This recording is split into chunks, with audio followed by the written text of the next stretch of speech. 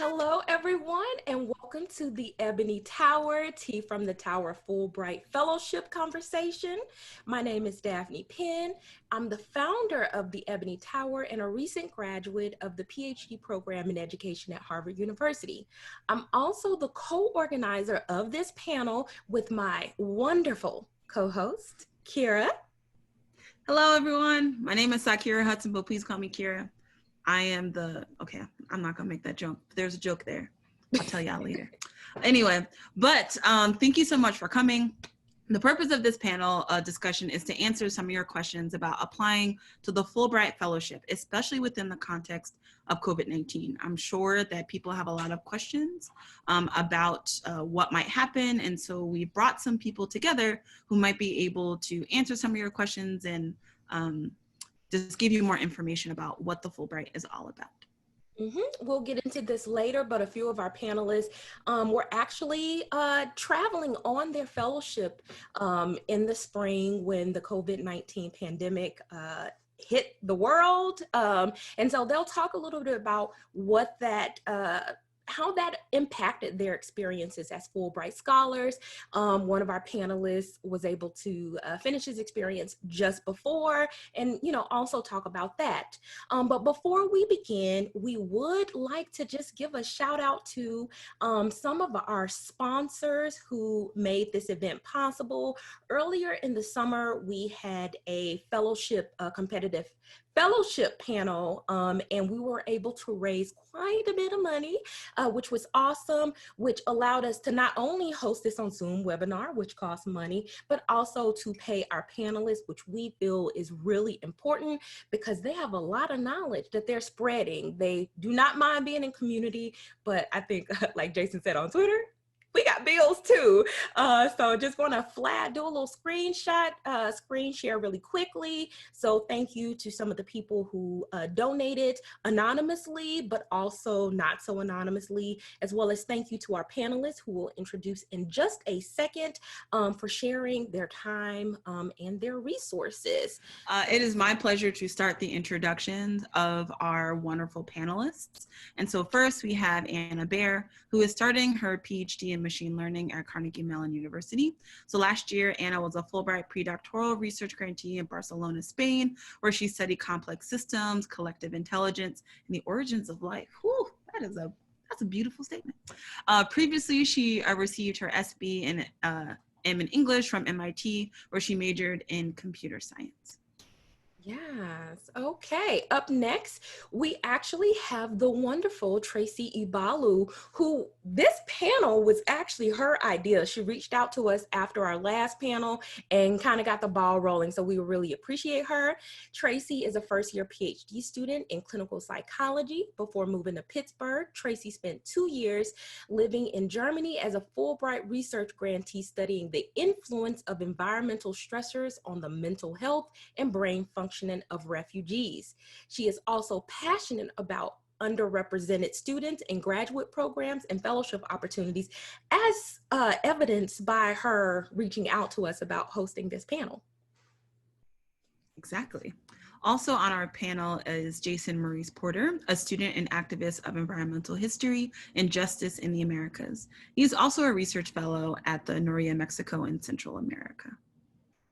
Last but certainly not least, my friend, Taurus, who is a first-gen student completing a PhD in sociology at Harvard University. He's originally from California and attended college at UC Davis before getting a master's in public policy from the University of Michigan. He also completed a research Fulbright in Brazil in 2019, where he was a visiting scholar at the University of Sao Paulo, while conducting research on Brazil's private prison system. Okay, so now that we've introduced our panelists, before we really dig in to each of your experiences as Fulbright scholars, we actually wanted to provide our audience with a general overview of the Fulbright and how it differs from other graduate fellowships. I'm going to be completely honest. I didn't know what the Fulbright was. I thought it was only for language. Like if you wanted to learn a language, you can do a Fulbright. And I don't think I'm very language inclined. So it never occurred to me to think about a research aspect of the Fulbright. So what is the Fulbright and why might a student apply for it? Like what does it cover? Why do it? And if you want, anyone can answer, but it would actually be great to sort of hear sort of all of your perspectives on why someone might do a Fulbright. Don't be shy. Anyone can start. You know what? I think I saw Jason kind of looking very interested in answering that question. So I'm just going to call on Jason. That's the Socratic method. That's fine. I was reaching for the mute button, so that's totally fair. So there's many levels of Fulbright. So it depends on what you want to do, right, and where you are. So, and then there's many different types of Fulbrights that you can apply for. So there's like Fulbright Hayes, but then also many countries have their own independent commission as well. So I was in Mexico and I applied for the COMEXIS, which is named after a diplomat in Mexico. So a lot of different countries also similarly have their own special Fulbrights. So you have to remember the different branches. And within those, you can apply to be a graduate student in a country and take graduate courses there. You can apply to be in business school and work with businesses there while you're doing business. I saw some incredible like recent graduates from college working for some of the biggest tech companies in Mexico, like really sitting at the table doing some amazing stuff. You can also, what is called an ETA, you can go there to teach English, which is the grand majority of Fulbright grantees, usually coming directly out of college. And then there's those that go to Ph.D. students. Obviously there's a pre-doctoral one as well, which I think Anna's gonna have to explain a little bit more because I'm unfamiliar with it. There was no pre-doctorals in COMEXIS, but you can apply as a pre-doctoral to do research and work for the university, which I believe Mo can talk about a little bit as well. But then also you can apply for Fulbright at any point in your career because as a full professor, as an activist, you can also apply for Fulbright. So essentially you apply for Fulbright if there's a particular type of access that you want. Fulbright's not the grant that you apply for money. It's the grant that you apply for access. You know, if there's a particular institution or especially governmental institution you want to work with, then that's definitely it's a really strong angle towards that. And I will be quiet there. I think I gave a decent overview. I don't know, but yeah. And just a quick question for those in the audience, there's a Q&A. So if you have questions as people are answering, feel free to put those in the Q&A. We will answer them live and sometimes answer them in the chat, but not the chat feature, the Q&A feature. Tracy?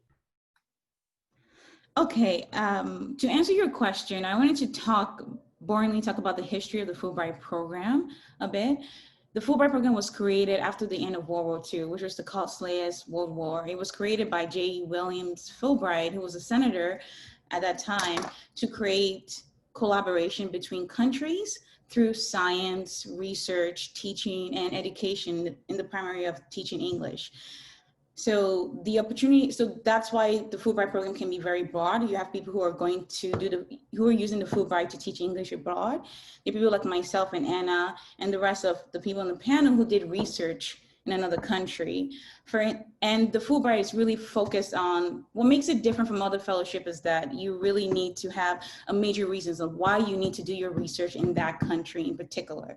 I was very interested in studying refugee mental health. Germany at that time took the most refugees than any other industrialized nation in the world. So for me, if I wanted to study refugee mental health, I needed to be in Germany. And the Fulbright mechanism was the way for me to get there. And more importantly, because there's that culture of exchange of ideas, it's saying, in my application, I said, I'm going to learn how to best assist refugees after they resettle in their country so I can bring it back to the United States. So you're also tying it in to the United States as well, because it was created for that exchange of ideas. So that's what makes it different from other fellowship opportunities. You really need to sell. Why are you going to that country? Why are you interested in that country? And why doing that research in that country is very important. In what ways can it shape the United States in terms of that research? Well, you also need like a letter of affiliation from a researcher abroad. When you're applying for the NSF and the Ford, you don't need a letter of affiliation from your PI saying you're applying for this fellowship, but you do need it from someone abroad. So it's best to reach out to professors you're interested in that country and say, hey, I'm very interested in your research. Please send, and this is my qualification. Let's meet up. And then they can write you a letter of affiliation. Wow. So as I'm here, right, like that's a great overview. I didn't even know the history of that. So I'm still curious about, what does the Fulbright cover? So Jason said it covers access, but you shouldn't apply to it for money. So what does it cover? Is there any money? Yeah, so I can talk about this in my experience at least. So like, you do get a monthly stipend. I think that varies country to country, as Tracy and I talked about, and it can vary quite drastically, unfortunately. But I think they try to cover your cost of living, but it's also different from the graduate fellowships often, in the sense of like, rather than contributing to tuition for graduate school, you know, if you're doing the research program like I did, for instance, I know people will go abroad to do grad school or something sometimes, but for research, it's not directly contributing to a program. They're giving you basically money to live in another country and work with a lab. So you should be able to get like housing and food and basics, but it's not supplementing any other, you know, tuition coverage by the school or anything like that. It's basically there. It's if you want the experience of being abroad more than anything else, I think. Yeah. Yeah, it does come with money. In my experience, I lived in Sao Paulo, which is a very expensive city relative to the rest of Latin America. And the stipend was just not enough. So I would agree, like, do not do it to become rich by any means. The stipend covered like the basics, but I know a lot of people who had supplementary funding from their institution, who like worked an extra job before they went on Fulbright to save the money and kind of supplement their own income throughout the Fulbright. So yeah, depending on where you are, I think there are places that the cost of living is definitely doable with the stipend, but it is something to keep in mind. I know there are some, Jason mentioned the Fulbright Haze. I think there are some Fulbrights that are a little more attuned to sort of the specific cost of living of where you're going to be, but that is not all programs. And the Haze is interesting because my understanding is that you can even apply to multiple countries at a time and kind of determine your kind of length and course of stay. And so there's some flexibility built into other programs that in other Fulbrights is not there. So is it one of those? Oh, wait, hold on. Jason was going to say something. Yeah. No, I just because I felt like I didn't want to. I thank you so much for everyone's clarification on the money point. I certainly wasn't trying to sound ungrateful at all, because I'm very grateful for everything that the finances. But I just was very, very clear that, if we're differentiating Fulbright from other grants, I do think that that's an important part. I was trying to emphasize the access as opposed to emphasize the money. Because I had the opportunity, and we can get into this, to work with Congress and the Human Rights Department, so you get access to the embassy your first day. Literally my first day in Mexico, I shook the ambassador's hand, right? So it's just different. It's a different, you get different type of access. So that's what I really wanted to emphasize, but we can move on to the regular scheduled proper organization. And of course, we're definitely not saying, I know that, we're thankful for all these opportunities and they're amazing. I do have one more follow-up question about what is the Fulbright. How long is it? Because I feel like I was getting a sense of slightly different timelines. So how long can you be on a Fulbright? And does it depend? Depends on COVID.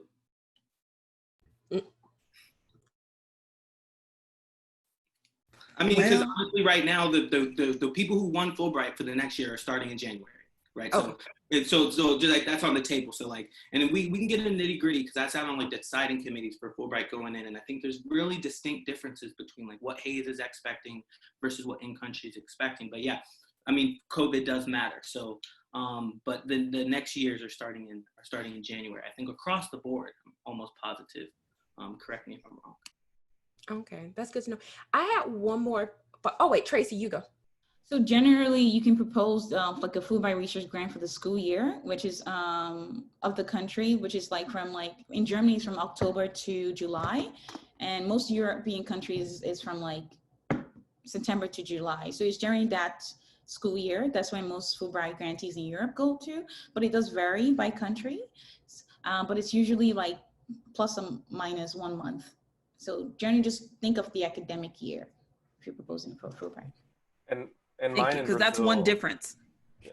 Well, mine in Brazil is from February through November, and it was mandatory that we all stayed for that specific time, which made it a little confusing because for me that crossed to academic years. So there was like questions of funding, and the summer came up while I was on my academic year Fulbright, and it was all really confusing. So I had to work with my financial aid office to explain to them like, here is when I'm going to be away, to make sure that like all my, school bills were paid. And then also the application cycle does not necessarily match up with the specific country. So I ended up applying for my Fulbright and interviewing for it, I think like a year and a half almost before I actually was about to start the Fulbright. And as PhD students know, like a lot can change in a year and a half when you're in grad school. So I ended up applying with a proposal for a project that drastically shifted by the time I actually got to the country. So that's definitely something to be mindful of and to allow yourself to be flexible with the specific things are going to evolve as you go. We're actually about to get into that a little bit more, but there was something that you said, Mo, that I just wanted some clarification on, because I'm assuming that with the Fulbright, when you go to the different country, you're not authorized to work. And so if you need money for, beyond the stipend, it is what you have saved beforehand. Can you confirm? Yes. So I think there is a slight difference between the specific rules that you need to follow and the things that people actually do to get by. So I do know that there are people who continue to work for their institution, doing like some kind of research assistantship. I don't know if those are allowed or not. I know that people do them. I know that for a fact, in Brazil at least, we were told explicitly you cannot work in country, your visa does not allow you to. So that was sort of off the table. But there are people who, people come with all kinds of financial situations. So there are people kind of struggling and scraping, dollars by to try to make it work. There are other people who, get support from their family. I personally was not in that situation, but people make it work with whatever resources they have. That makes sense. So I actually, we want to get more into each of your experiences as Fulbright scholars now that we're kind of on the same page about what it is and some of the, aspects of it. We'll get into the application process a little bit later. But can you guys just share a little bit more about what your tenure as a Fulbright scholar was like? And we'll let whoever wants to go first, if there's a volunteer. Because I will call on you.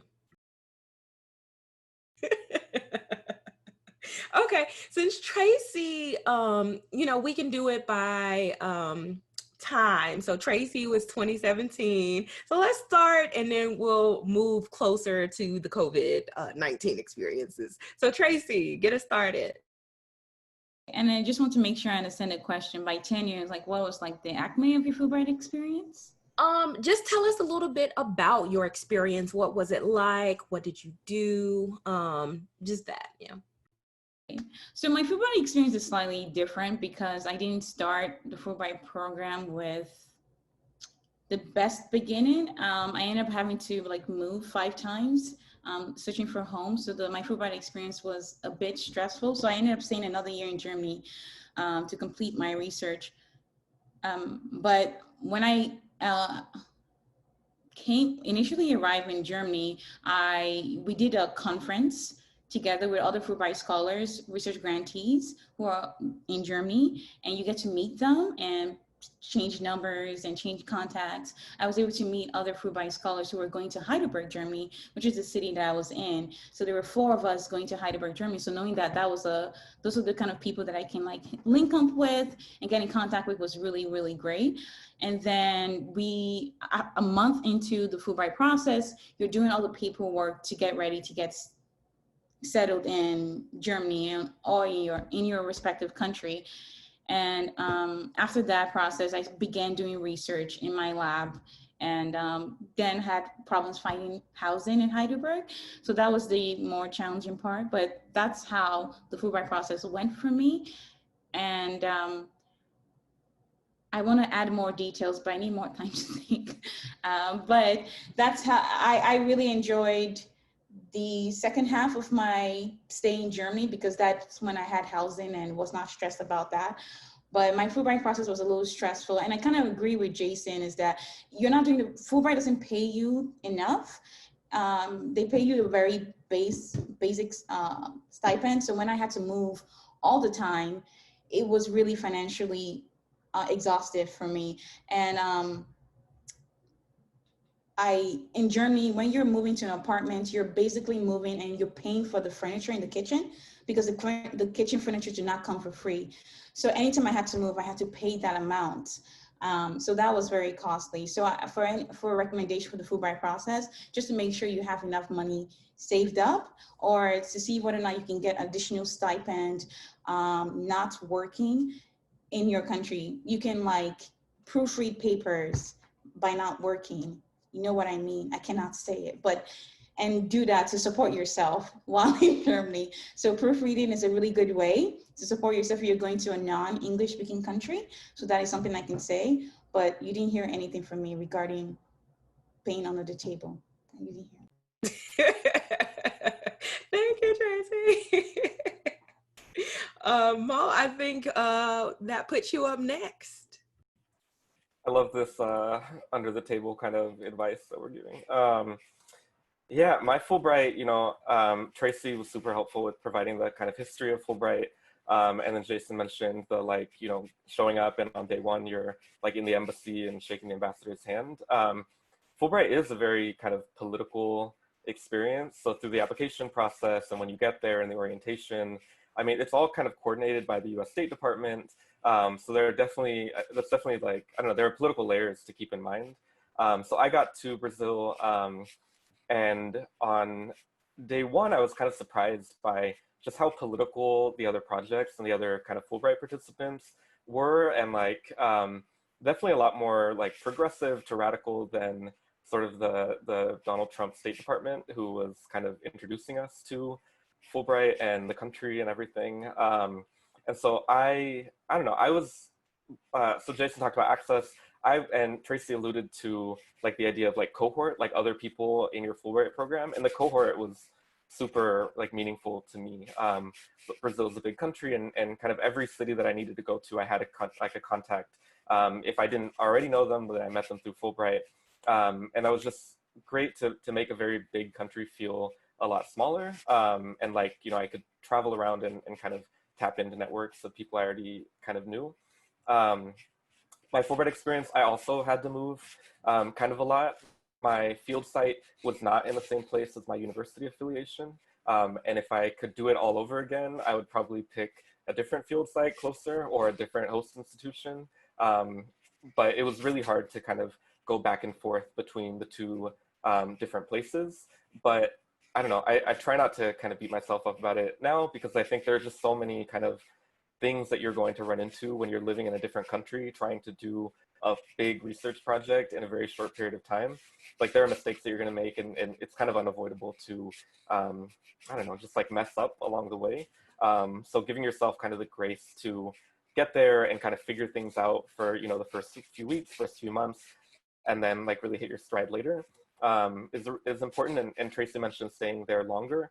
I wasn't able to stay longer for a few different reasons, but I would say that most of the people in my Fulbright cohort who were doing like a full dissertation in that particular country did not only stay the Fulbright term. They either got there early and got funding to do that, or they stayed later and got funding to do that. And I think that, I mean, it alleviates a little bit of the stress because it's a lot of work to do in a short period of time, and 10 to 11, 12 months is probably not going to be enough. Anna or Jason, I don't know which one of you got there first. I can go. So yeah, I would say overall it was a really good experience. Kind of like as people have talked about, I definitely think challenges come up a lot. And for me, you know, being in Spain, and I was like, okay, it's Spanish, but definitely a lot of people in my cohort were much better. So that was a bit of a learning curve for me.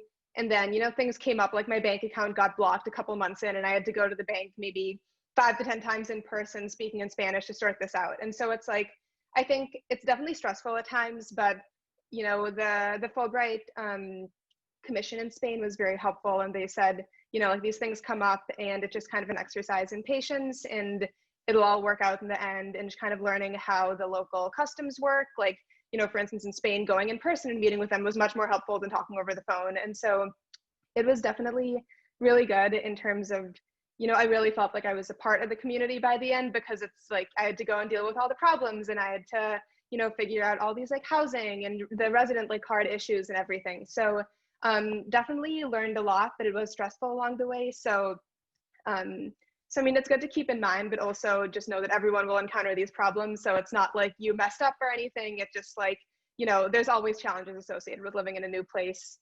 Similar with research, you know, it's like I was doing research in a completely new field, and there were times when I felt stuck and I felt dumb, but it's like, you know, this happens to anyone when they're starting a new field, and it's important to talk to others who are in a similar situation, like in your cohort, and you realize, you know, everyone's struggling at different times. So it's, you know, it's about making the most of the experience, I think. And last but not least.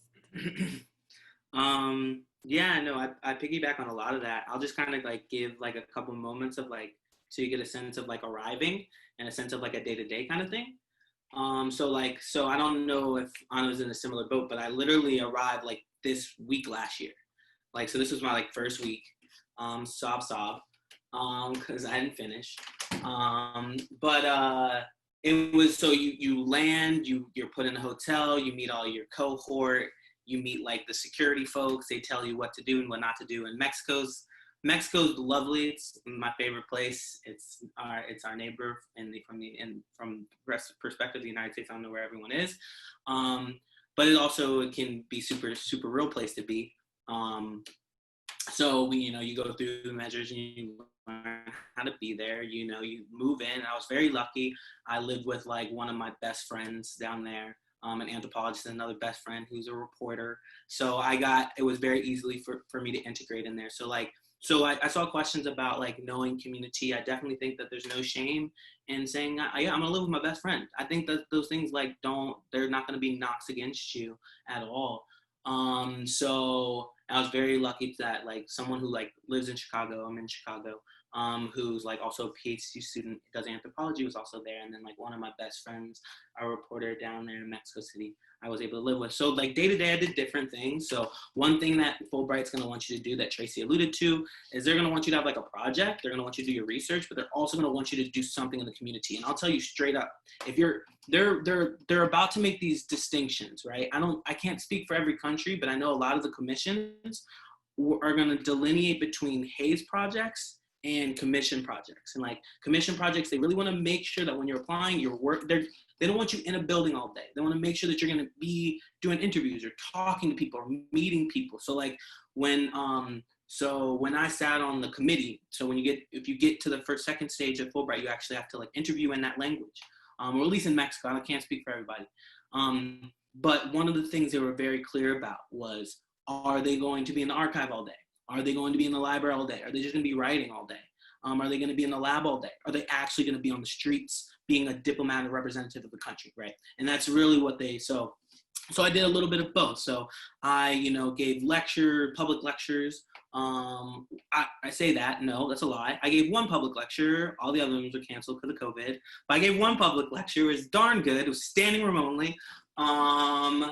But yeah, and then I got to like work for the Human Rights Department, and then, but kind of to something that Mo said, it is a little politically odd, right? So one thing I almost got a little trouble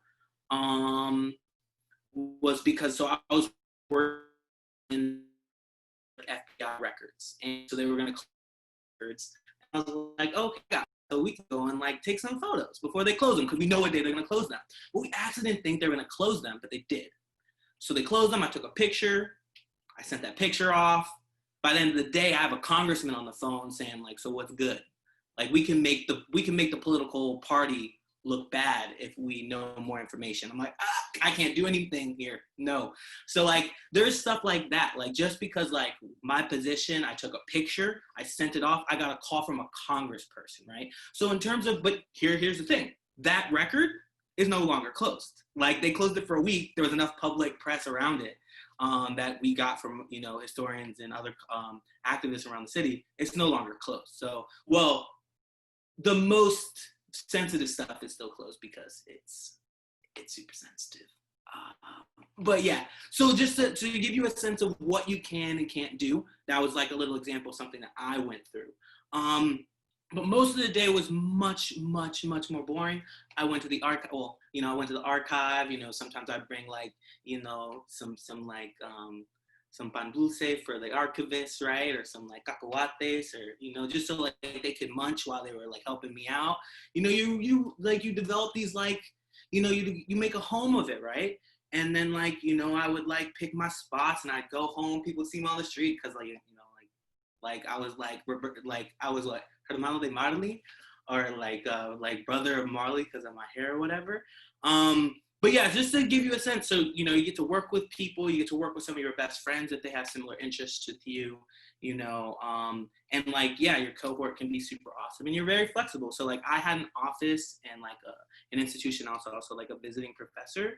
But I think I went to my office 3 times just because it was like mad far and I just had no obligations to the institution. They just wanted me out. They wanted me out in the world doing things, be it in an archive or on the street, right? And so you have a lot of flexibility. I honestly felt like one of those cool Vice reporters half the time who's just like, what am I gonna do today? Like, or like, I mean, it was more organized than that, but you really can like, you really do, so long as you're diligent, you get your stuff done, like, it's really a cool, very unique experience. I just checked to see if my mute was on. That was good timing. And Daphne, I wanted to add to my experience, and I've had the opportunity to think more broadly about my experience. I think that if you're approaching the Fulbright program, you should apply for the project that you want to do, but be flexible to know that necessarily cannot be accomplished in 10 months. Most Fulbright research grantee, it's for 10 months at max. For European countries, it's not always the case that the project that you propose, you will end up doing exactly. Any PhD students will tell you their dissertation, they didn't propose their study and they were able to finish everything in 10 months. It takes a while and many issues can come about. So be flexible in that regard. I decided to stay an additional year through a different grant program from Germany because I was very interested in the project, but that was not enough. So I ended up doing a project that was slightly different from the one that I proposed, and that's okay. And even when we spoke to the Fulbright representative in Germany during our training, they said, you know, it's often the case that you don't always do the project that you end up proposing, and we are okay with that. So they completely take that into consideration. But propose the study that you want, but be flexible in knowing that you can't always accomplish that. The other thing I wanted to talk about is that certain countries would allow additional funding if it meets a certain max. So for Germany, you can make additional 350 euros in regular, in addition to your regular stipend. So be comfortable, depending on the country, ask a question. And also, you can also do, you know, work unpaid as a proofreader and a babysitter and all this kind of stuff unpaid. So that's all I can say about that. And one of the things that they hinted on, Jason and Mo, was the community building. There are other opportunities in that Fulbright wants you to do that are in the community that can be beneficial for you. There's a program called the Rent an American program in Germany. It was through the state called Baden-Württemberg, which is the city where it was.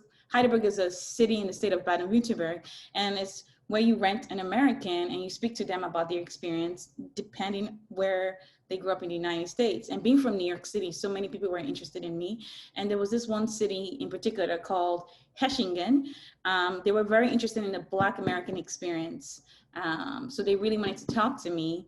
And being from Harlem, I was able to give them a good history about the Harlem Renaissance and being an immigrant from Nigeria and all this, and the community of Black people that I grew up around in Harlem who are like Afro-Latins and Caribbean and African-American, all in Harlem. And they were very, very engaged in that conversation. And I did a game, Jeopardy style game, because it's an American game. I wanted them to do something that was where they can learn about the United States, and they got rewarded by getting Oreo cookies. So everything was just American theme, Jeopardy, Oreo cookies, Harlem, and whoever got the most question about life in the United States won the cookie, and many people were very, very excited. So that was one of my favorite experiences in the Fulbright program, was being a part of this program called Rent an American, and getting to speak to people about my experience growing up in Harlem and being Black in the United States, and doing a Jeopardy style game that got the students engaged in life in the United States with random facts and eating Oreo cookies at the end. So the opportunities like that within the countries that will present themselves to you because you're an American. Many people take interest in American politics, particularly when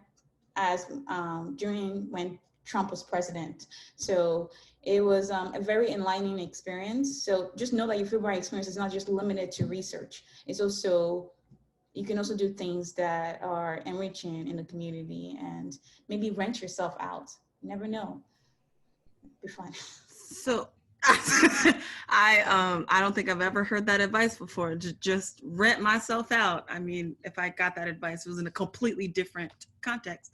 But your comment, Tracy, has brought up a question that I've been thinking a lot about, especially when it comes to identity. So when I think about identity within the United States, there's a lot that happens. You know, there's race, there's gender, there's sexual orientation, there's, you know, socioeconomic status, all these things that come up in the academy. But it seems like the Fulbright brings you into a situation where, depending on the country, that might not be the way that they parse things out. So, you know, maybe you go to Germany and it's not about race, it's about immigration status. Like, that is the thing that really separates people. If you go to Brazil, racial understandings are vastly different than the United States. So I've been very curious about your experiences, as I'm not going to put any racial or any other identities on you, but you have your identities and you went to a country that has either similar understandings of those identities, different understanding of those identities, don't pay attention to those identities at all. Like, did anyone have any experiences that, I don't know, shocked you, made you sort of think about it? And did you think about those identities when you picked the countries? Or was it really, this is the best place for my research, so I'm about to roll through and do what I got to do? That was a lot, but this, I don't know, this is very fascinating. Mm-hmm. Well, I think your question is very, very important. I can speak of my experience in Germany. It's a little challenging going to Germany and talking about race because they have their whole history regarding the Holocaust, and many Germans just do not feel comfortable talking about race. So it was, so that was challenging for me coming to Germany, because when I would have a racist incident, I can even talk to a friend who's biracial and she would deny that the experience occurred to me, because it was just like, they were very, very uncomfortable at talking about race. So talking about racism in Germany, they're uncomfortable talking about racism in the United States, which I thought was very interesting. I was in Heidelberg, which was seen as conservative. I didn't know what that word conservative means, because I always think conservative means you're religious, you're more like more attached to religion, but conservative means that anyone who's seen as an immigrant in that city was perceived in a negative limelight. So that was something that was new to me. And working with refugees, in particular, I was working with West African refugees and Middle Eastern refugees. I was oftentimes mistaken as a refugee myself. So there were times when I was treated like a refugee by some people in the town where I was living. That's why my experience as a Fulbright scholar is mixed, because I did not take this into consideration when I was choosing the city. I chose the city based on the project. And looking back, I would have made certain adjustments. I would have gone to a bigger city like Munich or Berlin or Cologne, because there were more diversity there and more people of color integrated in the city compared to a city like Heidelberg, where their experience of diversity, or anyone who isn't white is an African refugee or a Middle Eastern refugee that they have very negative opinions of. So that is something that I wish I kept in mind when choosing a city. But I also was very motivated by this research project. I just really loved it. So it's a hit or miss. But in the future, please keep that in mind. We did, in our program, we actually had an emergency session as Fulbright scholars in Europe to talk about race, because many people were disappointed about their experience. They weren't warned about some of the places that they were going to were just racist, blatantly racist. I had people who were in Czech Republic where they were walking by and people were throwing stones at them from their cars, or you know, being escorted out of the bus or having the police called at them. And then when they went to report their experience to like the commissioner of the Fulbright program in Czech Republic, the person explicitly said, let's just not hire Black people because they're causing too many problems. So that was like an experience that was there. But Spain, on the other hand, I heard really positive things about people who were Fulbright scholars in Spain, because they had more of a social justice angle. Even Russia was seen as better. So it depends on the country and how they deal with those kind of issues. I don't think German Fulbright commissioner did a good job in acknowledging that people who are representing the United States from ethnic minority backgrounds were treated a lot worse, and like giving them, acknowledging that experience and telling them this is what you would have experienced in Heidelberg or in Dartmouth or Leipzig or some of these East German cities where people are known to be very racist.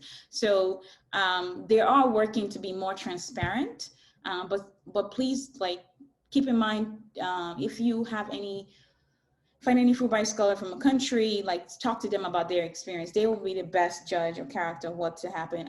For Germany, I can tell you, just stay away from Southwest Germany. Go to Munich, go to Berlin, go to Cologne if you're non-white, because of my experience there.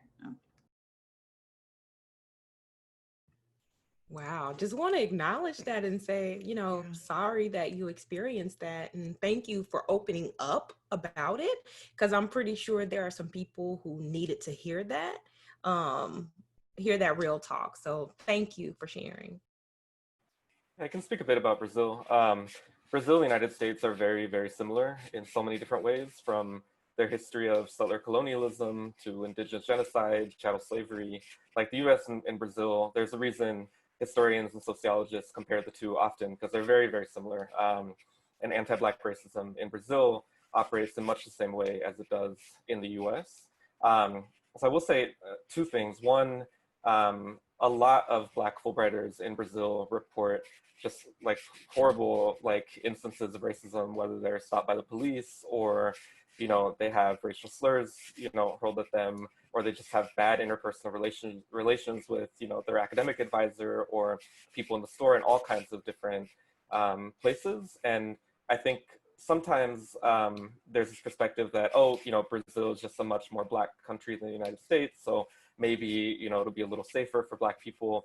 And I think maybe in some people's experiences that could definitely be the case in certain kind of instances, but I think overall it's just a deeply racist place, similar to the United States. And I think people should be aware of that going in.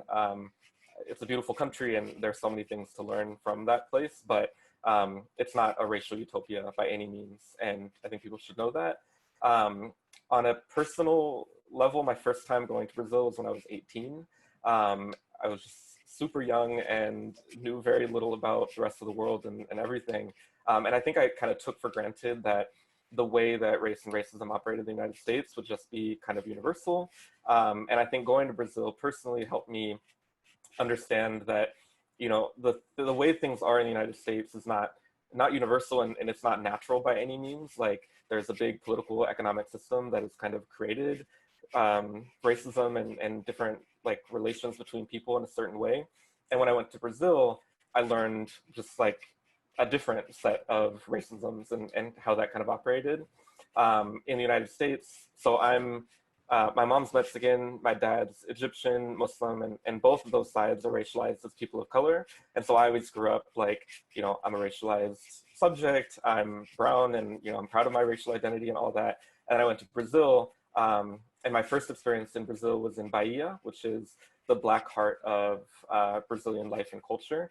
And I learned very quickly that in Brazil, I am not a racialized, like, quote unquote minority or a brown person, I'm white. And especially in Bahia, where most people are black, the kind of bounds of whiteness are very kind of like clear. Like, if you're a white person, you're privileged, and et cetera. And so being both quote unquote white and an American with that sort of global class privilege just put me in a very different kind of social position than I realized that I was in kind of before going there. And so going to Brazil was helpful on a personal level because it kind of shook everything up for me. And I realized that categories like Latino that I took for granted, like, what does it mean to be Latino in a country where everyone is in Latin America? Like, it's suddenly a completely meaningless racial ethnic identity. And so kind of grappling with like, well, how do I understand my own privileges when I show up to a space? How do I understand like what identity even means, that I'm going from one city to another and my race changes? Like, how does that happen? There's just so many things to think through. Yeah, I'll stop there. I'm kind of rambling, but. No, thanks again for sharing. I mean, I didn't know what I was going to get by asking that question. And I just feel like there's a lot there. And even just the fact that you might not think about that is an important thing to share with folks. Things are going to be different than you expect it to be. So yeah. Anna, would you like to go, or would you? I can definitely go next. Just do it, Jason. Just do okay. Yeah, I mean, so yeah, thanks for Tracy and Mo for the reel, and I don't necessarily know how to follow it up. I don't have necessarily anything to say in particular. Mexico as a Black person, in Mexico City as a Black person can be pretty difficult. It can also be pretty awesome as well. But yeah, I mean, you're constantly like looked at. I mean, so if you're like, you're on the metro and you look up, I mean, you see like hundreds of eyes just scatter away sometimes, just because, you know, out of just curiosity, just people like haven't seen you.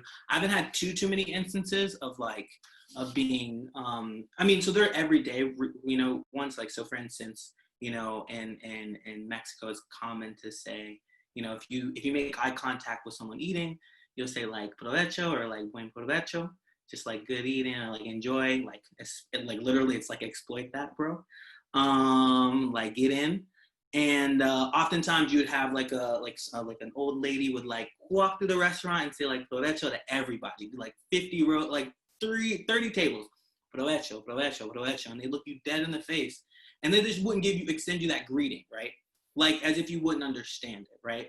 Like, so something like that is difficult, not necessarily as a Fulbrighter. To me, it's difficult because like I've been to Mexico 15 times, I've studied Mexico for a long time, and there's no amount of time that I always start from zero, right? Like, so that's something as a Black person, you realize that when you go to new places, you always start from zero. So I think one thing to think about, and this is what we do wherever we are, especially in the United States, we have to build our own community, we have to build our own safe spaces, we have to build familiarity. I like to go to similar coffee spots, you know, like I like to go to, like, it's not like it's like, you know, the Green Book and it's the only coffee spot I can go to, without somebody putting something in my drink. That is not the case. But it's nice to go into a space and be like, hey, hey, hey, and like know you, and you develop that sense of home, because you will need that. I mean, sometimes like in Spanish, I get frustrated with myself because I carry an identity. I feel like very different from my white colleagues. I carry an identity. I don't crack the same jokes I do in Spanish. I don't have the same like mannerisms I do in Spanish. And sometimes I feel like I lose a sense of myself because I'm not able to be who I am in Spanish. Like I'm not able to, I was very lucky to live with a Black woman when I was in Mexico City. That was awesome. So I did have that at home. Like at home, I was able to like crack jokes with my homie, which was good. But sometimes, you know, once she went back to the States, I lived with a very good Mexican colleague. I just felt like I was speaking Spanish all the time. I lost my sense of self. I like kind of called my sister just to like, yo, like when, I remember when Kobe died, and I was like, and as a Philly boy, like I'm like anybody, like no one, like people were like Kobe, and I like they felt for him. I was like, I just wanted to have like a conversation, like you know what I'm saying. So like I think it's also, people always talk about how you're racialized, but I think as a black person who has a very strong identity as a Black person who studies Mexico because I'm Black, and that's always part of my research. It's always why I select what I'm doing. I think that sometimes how you start thinking about yourself and feeling your own subjects change, your own subjectivity change in a space, because you're not able to eat what you love all the time, or be able to just say the things, or crack the same jokes, or have the same inside jokes, or just like, you know, it's just, that becomes very difficult when you feel like you've lost a sense of yourself. Like I sound different. My tone is different. It's like and it's like, who am I sometimes, right? And that can be a little jarring. That can be a little jarring. I feel like you know, I'm a proud Black person, and that's the identity I hold dearly. And like, I feel like when you're alienated from your community, you have to just create a new form of community. So it was really nice to like go to similar places, you know, go to like bring donuts from an archivist, and like, you know, and like get invited over to their places and know other kids' names. Like you have to make a new thing so you can start to feel like yourself, start to crack jokes in a new language. Like that to me was big. Like I think like it's not really coming out here, I'm sure, but like I'm mad funny. It's not coming out here, but like the fact that I didn't feel like I could make around me really hurt. Like I really struggled with that. I really struggled with not being funny. And like that was something that like hit hard. And like I just like had to, so I think identity works in a lot of different ways, you know? But yeah, that's my 2 cents. I just want to say that it is very clear to me that you are mad funny. Just want to put that out there. Yes. Did you have anything to share, Anna? Yeah, so I don't have a ton. I can speak briefly to this. So I'm half white and my mom is from India. So I am relatively like, racially ambiguous, I think. So I think that did help me in Spain a little bit because, you know, I was not often seen as much of an outsider sometimes because people are like, oh, you're from the south of Spain, before they heard me speak Spanish, obviously. But I think one thing I can say is that the region I was in Catalonia in Spain, is very homogeneous in that a lot of people, basically everyone is white, everyone's lived there for many generations. A lot of people even speak Catalan more like better than they speak Spanish. They're more comfortable with that. So I think me trying to, and you know, my entire lab was Catalan and they were very welcoming and it was great, but I just think it was a different experience than I expected because Barcelona itself is a diverse city, but then you can get into certain pockets where it's very Catalonian and, you know, then like, you know, everyone else was, you know, much lighter than me. They're all speaking Catalan and I felt like more of an outsider in some of those situations, but in general, I think, you know, I had a relatively good experience. I tried to meet up with language exchange partners and a lot of them were from Latin America and South America who had moved to Barcelona and they were trying to work on their English and I was trying to work on their Spanish. So even though I didn't end up connecting with, you know, Spanish people through that, I ended up connecting with people who moved to Barcelona recently and that was a really great experience too. So that's what I have to say on that. Well, thank you. I wanted to add something, if that's okay. as a Fulbright scholar, I've come to terms that it's okay for me to have both good experiences being a part of the program and bad experiences. The good experience I had was the coworkers that I met in my lab. We're still friends and I still collaborate with them. Rent an American program, it sounds very weird, but I really had a great time in that program, and I got to meet some fantastic kids who really wanted to understand Black American experience and Black American history. Bad experience was like, people not wanting to sit next to me in the bus or things like that. And having both experiences has made me, that's my full experience. And I think that the Fulbright program tries to promote this utopia, everything's going to go great feeling, which I can understand from your perspective to promote the program, but it's okay that you have some distress and experience. I have a really good support system that helped me go through it. And even within the Fulbright program, some of the cohort in Germany, we talk about race dynamics in Germany and everything like that. So it led to some pretty interesting conversation and good support system. So whatever your Fulbright experience may be, just go with an open mind, and it's okay if something didn't turn out the way you thought it would. That's okay. And I had to come to terms with that for myself. Yeah. Well, thank you. I mean, I think that's just an important lesson to learn in general. Like, things are not always going to be perfect, and they're not going to be how you expect it to be. And the important part really seems to be flexibility, as well as to go in armed with as much information as possible about the space that you're going to enter into. And so, that also seems very different than any other fellowship that I've applied to. It's all about the project, sell your project, that's great. There's this whole other part of the application that almost seems like to be a hidden part, a part that's not written, but is just as important to do. And so actually to tie a question that some people had, or that some of the Q&A that we had solicited is like, well, what does this application look like, right? So I am almost hearing this like hidden curriculum, but what is the non-hidden part that, you're supposed to fill out in the first place? What does the research Fulbright look like from an application standpoint? I can just talk about some of the basics that I had to do.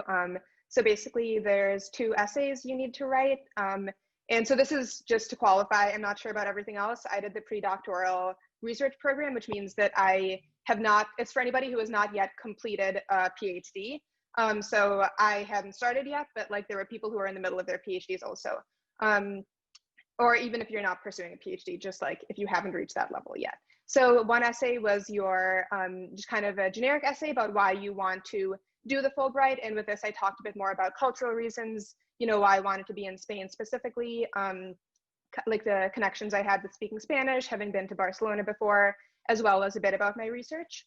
And then the other essay was more focused with my grant proposal, and that was 2 pages long. The other one was 1 page. And in the grant proposal, I had to talk about the research I wanted to do. And with this, I tried to tie it into some of the research I'd done previously during my undergrad and master's, and say, how it was connected to that, but still how I wanted to move in a new direction and why I had to be at this particular university to do this project.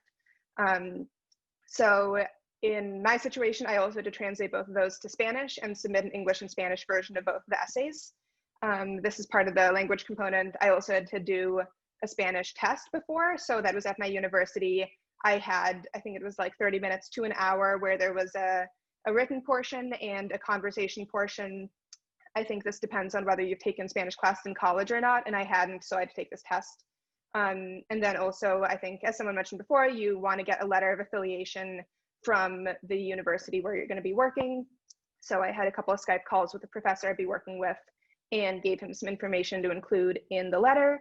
And then, recommendation letters from people previously. So yeah, that's about it in terms of the basic application components. I think it's important to be, obviously be on top of it, start the essays early, get help from people if you need. And then, the logistics kind of do continue as you go on, because you have all the process of getting a visa, in planning travel and stuff. And I think that varies from country to country, but as long as you start early, I think it ends up being manageable. And in my case, the commission was relatively helpful. I think that varies in people's experience though. Quick follow-up. So once you, like the Ford and the NSF, once you submit your documents, it's a yes, no. Is that also true for the Fulbright, or is there additional steps, additional interviews outside of the visa stuff? But I'm more talking about getting to the, yes, congratulations, you got the Fulbright. I remember getting an email that I was a semi-finalist or something at some point. So that meant basically I made it past the first stage. And then a month or so later, I think I heard that I had actually received the award. So that's how it went for me. And so I think it's usually like that, right? Like it's like the US has to say like pass you. It's like you can represent the US, and then it goes to the country and then they have to like accept you. But I think for a lot of countries, you actually have to test it too. Like you'll have to like, so for Mexico, you have a panel of like 9 people and you have to Skype in and they interview you in Spanish for an hour. No, let me not exaggerate. It's like 25 minutes. It felt, when I was a Fulbrighter, they made me sit on the panel for incoming Fulbrighters. So I can tell you the way they think about it on those panels is like, is this a project we see every 5 years? Is this a project we see every 10 years? Is this a project we see every like 25 years? And I think a lot of that actually had to do with identity. Like there was this one woman who was like, she like grew up in like Eastern Europe, like born in Eastern Europe, but like grew up in like New Jersey and was like super Catholic and was like interested in Catholicism and like had this like feminist angle on studying Catholicism, and she wanted to work with like feminist Catholic scholars in Mexico. And we're just like, have you guys seen a feminist Catholic project that's connecting like transnational Catholicism and feminism in like the last 2 decades? And they're like, no, that's kind of like done. Like, so there's kind of like, it's like, okay, this is really cool, like environmental project. It's about this indigenous community, but like, you know, and it's like looking at extraction, but there's like an extraction indigenous community project like every few years. So like, so they kind of like, oh, are you from that community? Or like, do you speak a language in that community? Okay, that's a little less common. That's every 10 years. Like, so I just was like gonna throw that in there just on this, but yeah, I had a very similar kind of 2 essay thing. Yeah, but I just was following up on that. I know, how far in advance did you guys start your applications? Because it sounds like, you know, with getting host letters and things of that nature is not something that you kind of like, oh, the Fulbright is due, you know, in a couple weeks, I want to apply for this.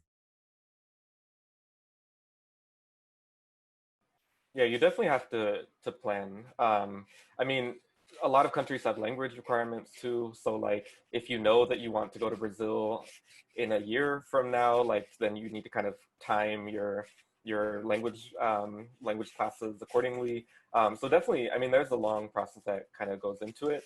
The host letter was not the most time-consuming part. For me, I found, so I was interested in prison privatization. It's not a very robust field of study in Brazil because Brazil does not have a history of private prisons the way that the United States does. So I was looking at the literature and I found, you know, this one name kept coming up as a professor who worked in this area. I sent him an email and it was pretty easy to get him to kind of sign the letter. I think I wrote the first draft and then he like edited it and signed it and then sent it to me. So I found, I mean, I think a few other people I know had very similar experiences where the host institution was like, oh, you want to come here to work with me? Like on a Fulbright? Like, of course, yeah, like I'll bring you to kind of welcome you in the community. I was very welcomed kind of from day one into his research lab, and all the people I met were just very kind of open to talking to me. But I probably started like maybe 3-4 months before the deadline just to like write and rewrite my my letters. But you know, in that time, I also had to do like a language exam to prove that I'm proficient in Portuguese. For Brazil, we don't have, at least when I applied in 2017-18 for the 2019 cohort, we didn't have an interview with the commission. So my application was kind of a 3-part step. Like step 1, I had to submit my 2 essays. Step 2, I had to interview with my institution. So I applied through Harvard, and you don't have to apply through your current institution, but I think you should if you're affiliated with one. So I interviewed with like my peers at Harvard, and we all wanted to go to different countries. So we weren't necessarily competing against one another. The purpose of the interview is to tell the institution, Harvard in this case, like why we're a good candidate, so that when they submit a letter kind of supplementing our application, they can say like all the wonderful things about us. But we're in that stage of the interview, I wasn't competing. Like I remember one person I interviewed with wanted to go to Japan to study visual culture, and someone else wanted to go somewhere in Eastern Europe, I believe, to study like war and memory. And there were just very different projects, different countries, everything. So we weren't in competition. The university just wanted to like hype us up in the application by learning as much as they could about us in that stage. And so then I was approved by the US government first, became a semifinalist, got that email, and then had to be approved by the Brazilian government, but they just looked at our application materials. So there wasn't that kind of interview stage to kind of make the case for you again. So every country is different. And I would definitely recommend, like, if you want to go to Brazil, for instance, reach out to somebody who went to that country again to learn the specific process that you go through for that place. Can I quickly follow up? Why should you do it through an institution if you have one? I definitely don't have the answer to this. Someone might know more than me, but I've heard that it's just more difficult when you're applying. I forget what the label is. It's like unaffiliated applicant or something. You essentially just don't have that extra letter of support from your current institution to kind of back up your application. I think I remember like a few people in my Fulbright cohort who did not come in with like through their own institution, but for the most part, I think most people did. I think. Oh, sorry. I think. No, show you. Okay. Thank you so much. Sorry, Jason. I think applying as an at-large candidate, it definitely is more challenging. When you go through your institution, it's like a double check. They double check to make sure all your materials are up to date, that everything that you're trying to submit is what they're truly asking for. I applied as an alumni, so you can go through the process as an alumni. I graduated from University of Vermont in 2013, and I applied for the Fulbright 3 times, in 2012, 2013, and 2017, and I went through my university. Many schools are willing to work with their alumni because it looks good on your school part if a student of theirs got the Fulbright. So just know that you can also go as an alumni to apply.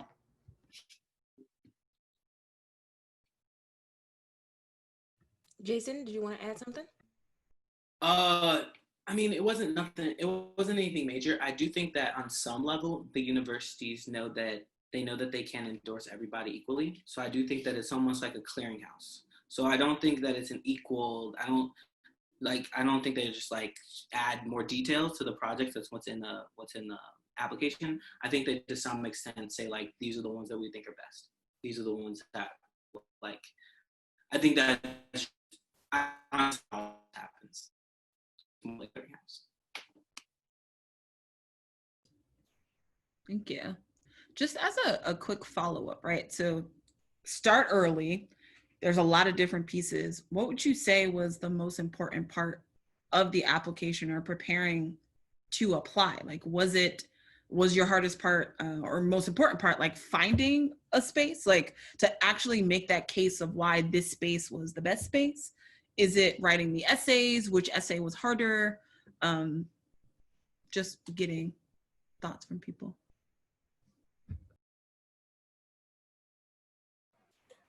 The essays are definitely hard, or at least they were hard for me. You have to cram in a lot of information into a very tight amount of space. And so I had to submit 2 essays. It was the like personal essay and then the statement of grant purpose. And the statement of grant purpose, I mean, they just ask you to put a lot in there. So in my essay, I had 2 pages essentially to tell like what my project was, why I was the person to do my project, and what kind of training I had that made me, qualified. I had to list all the people I could collaborate with, whether it's different research groups or faculty or whatnot. And then there's another part where you have to explain how you promote cultural exchange and mutual understanding is the phrase that they use. And then you have to end by going over, what you're going to do to disseminate your findings when you return to the United States. And you only have like a few hundred words to do all of that. So I think for me, I needed to start early because like, I think my first draft was like 4 pages long, and then you have to just like cut and refine and just like package it in like a really tight essay. So that was hard. And just to add on that, when you're writing the grant proposal, the people who are reviewing your grant proposal are not necessarily from the scientific community that you're part of. So you should not use the certain jargons that are available in your field. So you're writing to sort of like a general audience with science in mind. It's a different kind of writing for us, where we're more used to writing for our own discipline. So just keep that in mind when you're writing your proposal. So one of the things that I did was I just asked my roommates when I was in Boston, be like, hey, what do you think about this proposal? And like, do you get what I'm trying to do?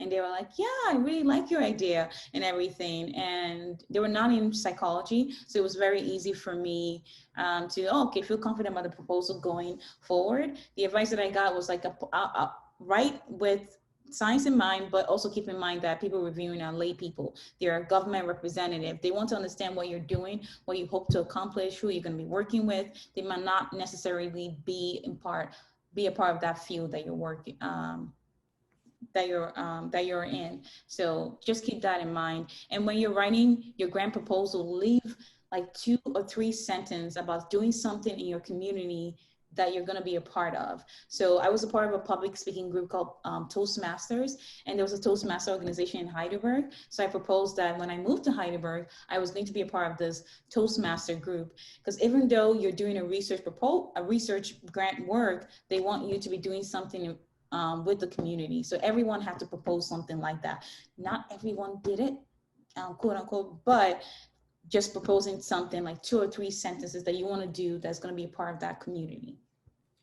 That was actually a question that one of our attendees had and submitted in the registration. It was, how did everyone kind of frame their community engagement portion of their statement of purpose? So thank you for sharing that, Tracy. I don't know if anyone else has any insight into how they framed it, and had you already connected with like the community liaisons before, or was this just kind of research you did to kind of put it in your application until you got there? The latter.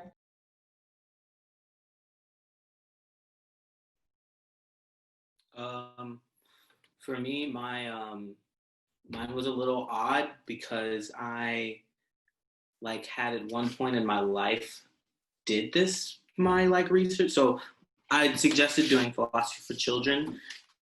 And when I was an undergrad, I started a philosophy for children program in Mississippi that I took to Chiapas, because I was like, I did it in the poor state in the United States, I can do it in the poor state in Mexico. And it failed miserably. It totally sucked in Chiapas. I failed. I was like one of those 20-year-old, failed. I was like, but I would propose to do it again, but in Mexico City, because Mexico City now has this burgeoning philosophy for children thing. I contacted them, but they hadn't contacted me back. But I was able to show that I had the experience and I had done the work, but I didn't have the contact with the new center yet. So to kind of show you, I was able to show that I could do it, and I've done it, but I didn't show exactly how I was going to do it. And I ended up not doing it because I ended up getting so bogged down with created a team to work on those records. So that ended up being my community engagement part, because we were engaged on quite a few things. That's also something that can be flexible and take hold. So that kind of showed 2 elements of flexibility in that sense, right?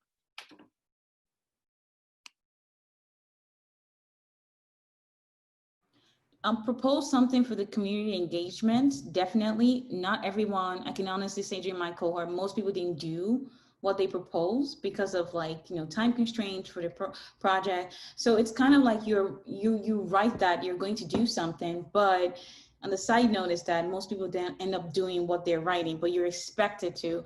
I wanted to be a part of the Toastmaster organization in Heidelberg, but I reached out and they didn't reach out back. But I did something completely different called Rent an American.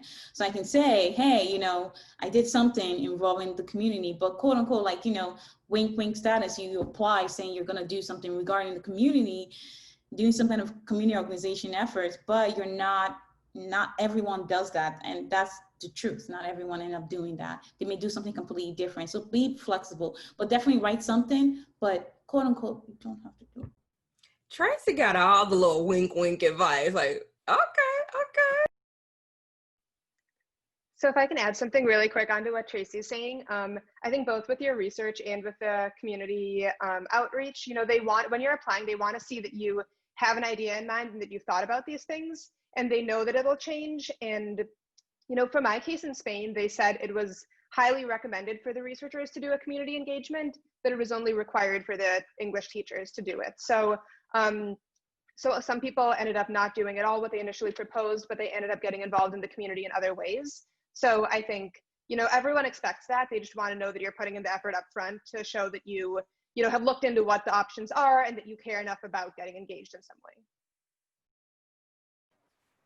Yeah, I was looking at my application right now. I don't think I did this part, or at least like not the way, like I didn't propose like I'm gonna do this like community service activity. And now I'm wondering if I like messed up my application, but I don't know, I still got in. But my application was more about like things that I've done before in my last trips to Brazil, because I had been there a few times, both as a student studying abroad and learning Portuguese, and also as a grad student doing field work there. And so most of my application was about like the importance of collaborations and like when I've collaborated with like this organization, like how my research has, you know, been improved through that sort of relationship. And then like just affirming that on this trip, like I also plan to make connections with like different scholars working in these areas. So I think I demonstrated like my connection to community and like the importance of working with Brazilians on the work that I'm doing. But there wasn't a part where I proposed like, I'm gonna start this nonprofit or, you know, do this kind of community service project. So I imagine that different reviewers may have different like tastes for what kind of things they're looking for. But in my case, it seemed like it was enough to just demonstrate that, you know, commitment to community, connection to community, and like, just like highlighting that I'm going to continue this kind of process of like, not just arriving in Brazil and kind of figuring things out on my own, but working with people and meeting people along the way.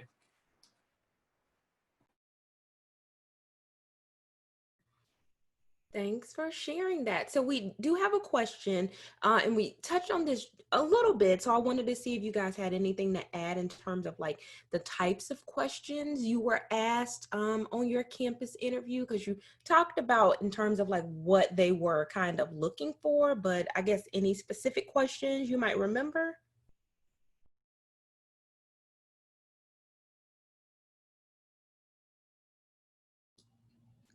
I think this might be aimed at Mo specifically or Jason, depending on what the campus interview is.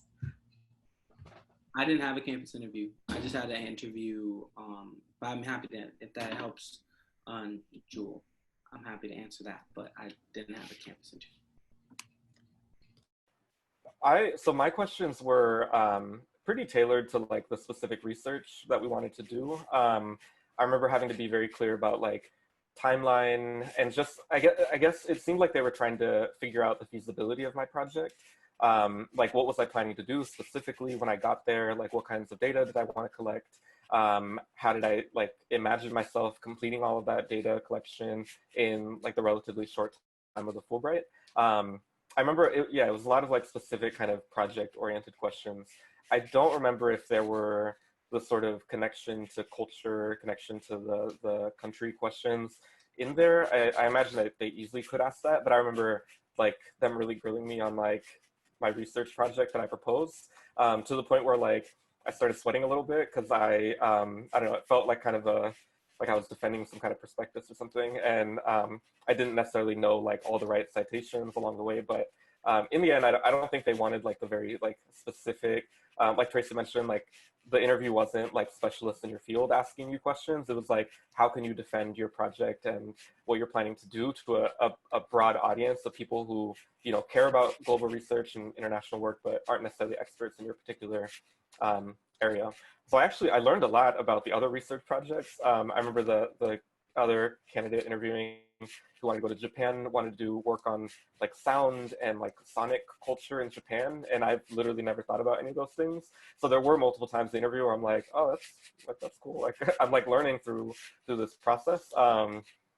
but yeah, it was a little harder than I kind of anticipated it being. That your answer, Mo, made me think about how do you think about a feasible project in terms of time. So, you are approaching, maybe your prospective host institutions. I'm assuming you have to say a little bit about what you're going to do. I've heard from various people that a lot of people stay longer or they've already been there. So then how do you situate your Fulbright project in, this 10 months max? How do you manage that? So I guess it's like a two-part question. One, how do you form, what was your approach to establishing a relationship with this host institution, but what did they expect in terms of a timeline of the project that you were proposing? And that doesn't have to be directly at you, Mo. It was just your answer made me think about that. Who hasn't got called on first yet? I was looking at Anna. Yeah, me too. So I mean, I guess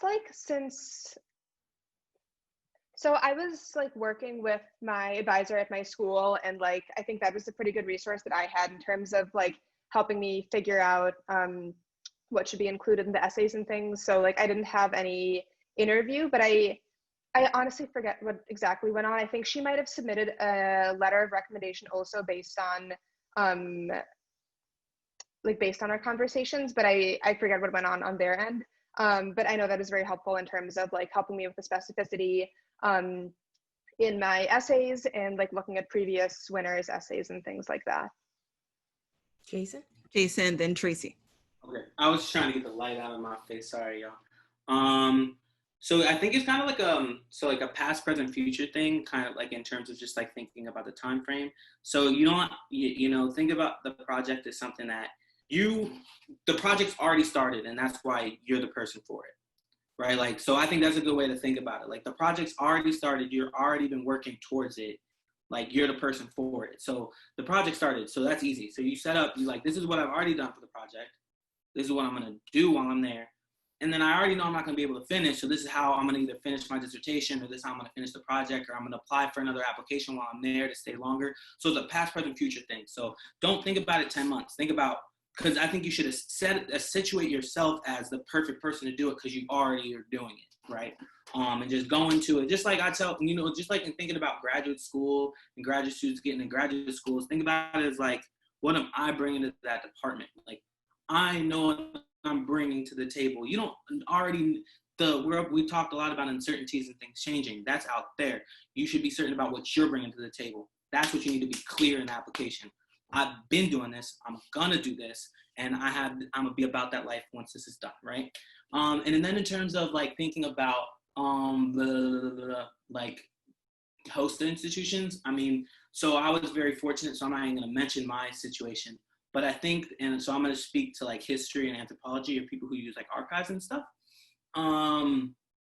So I would suggest, I can't remember who made this allusion, but yeah, the Fulbright does carry a little bit of weight. So if you reach out to somebody and you're just whoa, I love your article, I use it in my work, blah, blah, blah, I would love to, would you be interested in being my supervisor?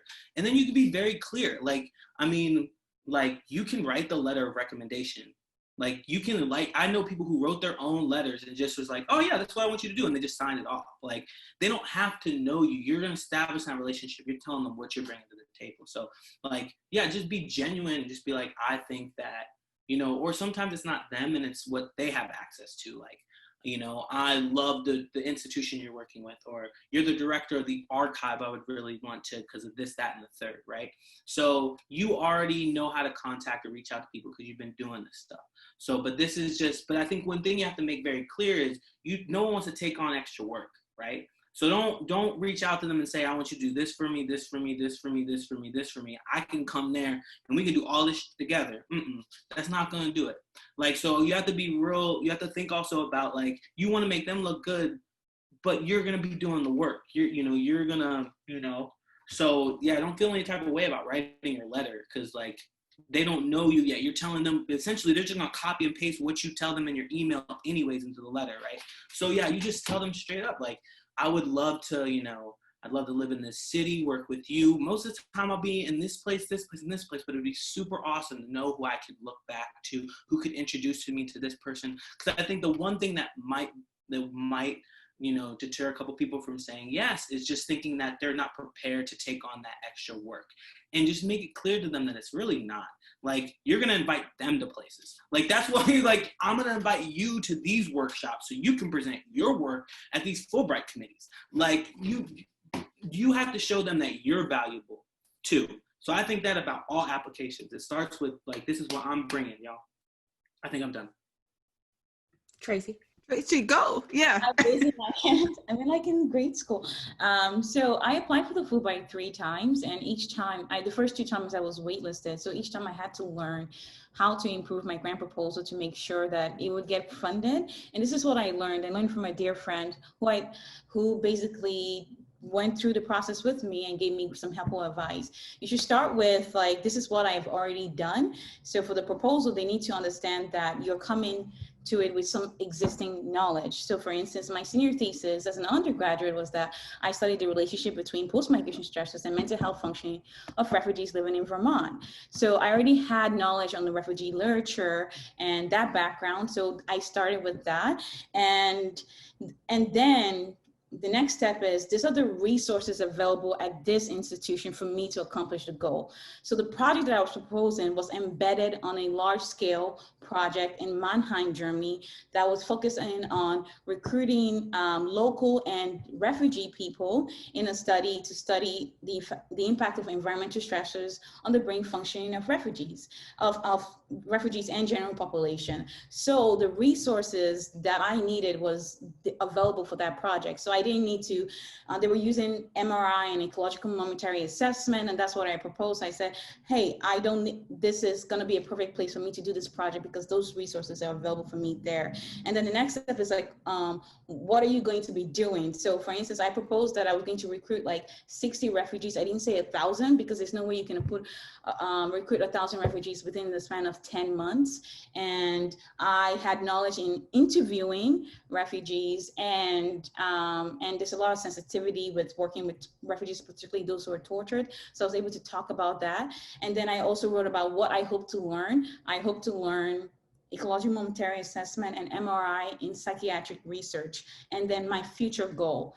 This is going to take me to grad school in Ph.D. in clinical psychology, where I hope to utilize both this methodology in studying the neurosubstrates of social and environmental stressors. So it's just focus on those steps. Your background, like what you have, what are you bringing to the table, what you've done regarding this project, the resources available at that institution. So you're highlighting it because they're, like Jason said before, they're giving you very minimal support. They want to make sure that you're taken care of and where you ended up in. And then what are the steps you're planning to take, something feasible.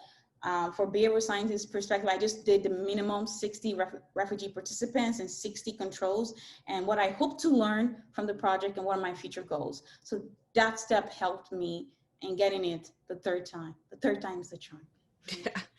Yay. Can I? Did you Sorry, want to? can I? Well, I really love Tracy's like framing of like what's feasible, and then like imagining like 60 interviews versus 1,000 interviews. I think like one, to be able to help you talk to people through the interview stage, like it's definitely like good to know what's feasible and like what you're kind of dreaming of doing, but also just to like keep yourself happy throughout the Fulbright process. Like I imagined my research at different like levels, and like maybe level 10, like the most ideal for me was like, I'm gonna gain access to a prison, I'm gonna, be in there every single day doing like all this like ethnographic data collection, and like by the end I'm gonna come out with like thousands of pages of field notes, and I'm gonna write an amazing book, and we're gonna abolish prisons, like all like whatever. That might have been like the best year like as a researcher of my life. And then kind of like scale it down level by level, and like, all right, well, if I can't do that, like what's the next thing I would be happiest with? All the way down to like level 0 is like, I showed up to Brazil, I stayed for this many months, I survived, I came back, and like, great, like successful year, and like everything in between.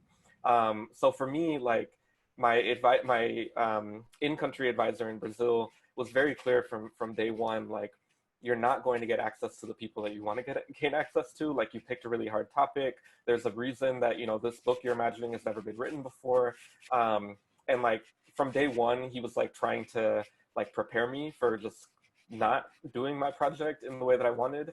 So for me, I had to imagine like, okay, well, if I can't gain access, and ultimately I didn't gain the access that I wanted, if I can't gain access, like, what would I actually be really happy with, like spending a whole year here? And for me, it turned out, you know, being in lab and attending his meetings, you know, every 2 weeks, improving my Portuguese, and leaving, you know, feeling very confident doing interviews and data collection in Portuguese, building connections with, you know, grad students and other professors in the country that, you know, if and when I return to Brazil, like, I'm not going to be struggling from day one, you know, trying to figure out who's who and what's what. Like, from day one, the next time I go back to Brazil, I'm already going to have a foundation that I can build off of. So in the end, like, my in-country advisor was right. Like, I didn't gain the access that I wanted, but the next time I go back to Brazil, whether that's in, you know, 2, 3, 4 years or longer, like, the Fulbright will not have been a waste, because I already have a foundation that I can build off from here. Oh, that is so helpful to hear. I like that kind of, what are the different levels, and making sure that you can come away satisfied. And so I'm happy that you were able to find that balance, Mo. I cannot believe how quickly, oh, Jason. I just really appreciate what Mo said. And I just think that, like, I think as an applicant right now in the context of COVID, whether or not you're applying for Ford or Fulbright or graduate school or medical school, maybe not medical school, but I think to have that type of tier, right? Like, this is like, if these things are open, this is what I'll do. If this is the 100%, if these things are open, this is what I'll do. If these things are open, this is what I'll do.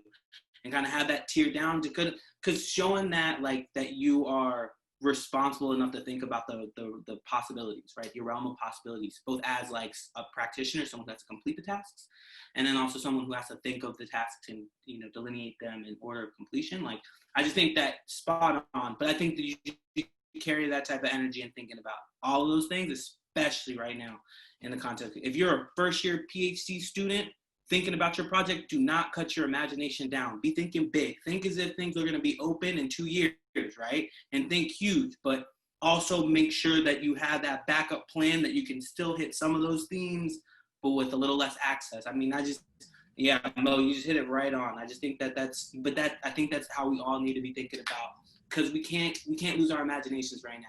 We can't lose our passions, and we still need to be thinking what is the big thing, right?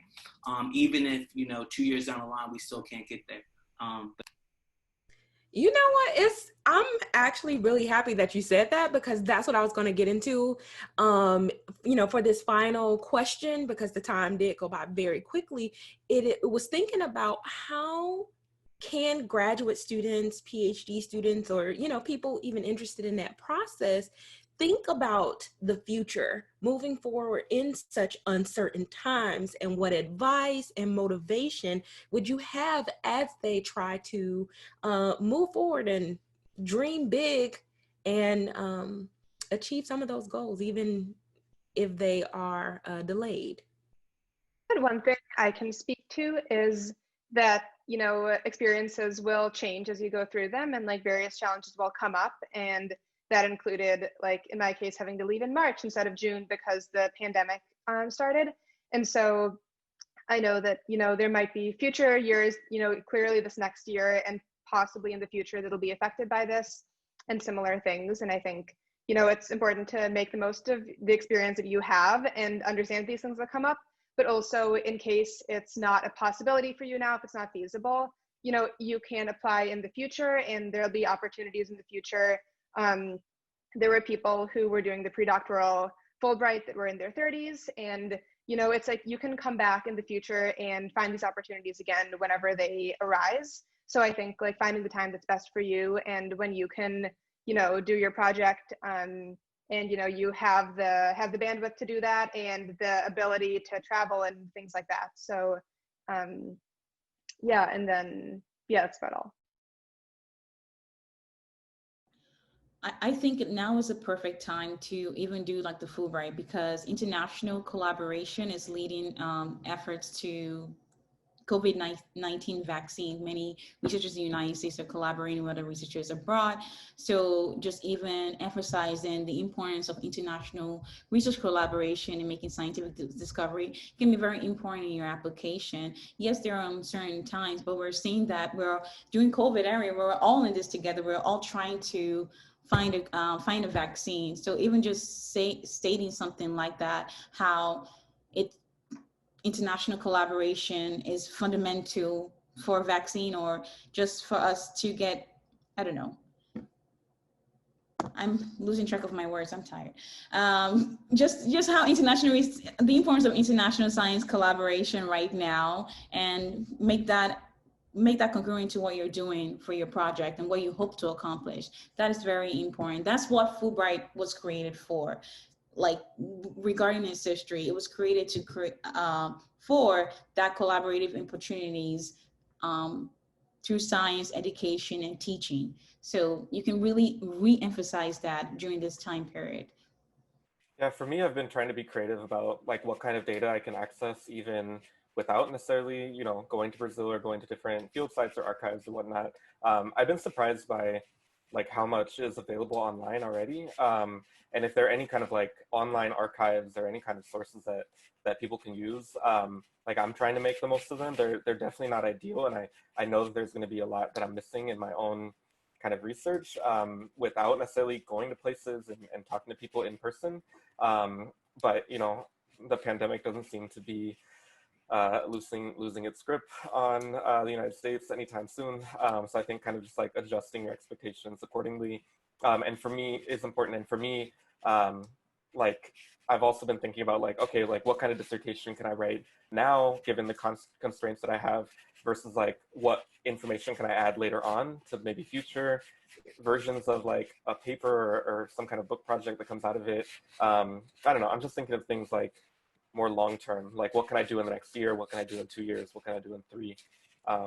It's super important. And one thing that, I mean, this isn't research related, but I think one benefit to doing international work at any time, and particularly in a time like this, is that, you know, the connections that you build, and I don't even mean like professionally or academically, but like even socially, like people you meet at like, I don't know, a coffee shop or a library or a bar, like really anywhere that people can meet. Like those people really do become like your contacts and your friends for life in many cases. So during, you know, COVID-19, it's been helpful to like connect with, you know, my friends in Brazil and just say like, well, how are things going down there? Here's how things are going up here. And like, I don't know, just like connecting on a very human level. Like my research has nothing to do with, you know, pandemics or COVID-19 or anything like specific related to that, like everything that we're going through right now. But like just connecting on a human level, I think is super important as well. Yes, I just agree. And the thing that I've heard from all of you is that even if your Fulbright wasn't perfect, it was still beneficial and still meaningful. And I feel like that might also extend to the application. This might not be the best time for a variety of reasons to apply, but there might be a lot of benefit in doing so, either because you'll get a clear sense of what you want to do. You might actually get it. You will be able to do some aspect of your project. It might not be everything you wanted to do, but it might be something, and you go back. That is also something I'm hearing. And so this really does seem to be one of the fellowships that really just either keeps on giving, or it's meant to be an entry point rather than a single, you do this and then it's done. So to be respectful of time, and we all tired, it's a pandemic. We just want to thank our amazing panelists for all the time and energy you've given. Just some of the stories that you've shared have been really personal and also important to hear. And that can be exhausting. So I just want to say thank you for giving that energy, especially in a pandemic. And of course, I want to say thank you to the lovely Daphne for being the one to always think about giving access to people. Like that is what Daphne does. That is who she is at her core. And so I don't ever get to say thank you enough. So I just also want to say thank you, Daphne. And also thank you, Tracy, for starting the Daphne engine. Because once the Daphne engine gets started, like this is the amazing things that happen. And so I know that we didn't get to all the questions that were asked And so hopefully there might be another mechanism to answer those questions, but this is also not the only place for you to get your answers, to get the answers that you're looking for. Ask a whole bunch of people. I think that's also been a theme of this. Ask multiple people about their experiences, because you have to aggregate across a lot in order to figure out what actually resonates with you. Daphne, any last words?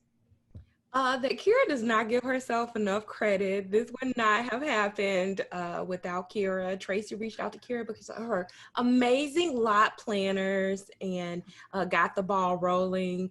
Kira was joking right before the panel that she's the enforcer, but Kira, you know, we a dream team, been doing this for years now, and so I really appreciate having her as a partner in this. And thank you to our amazing panelists. This was really awesome. I learned a lot, and just really thank you for giving yourselves and your experiences to this space.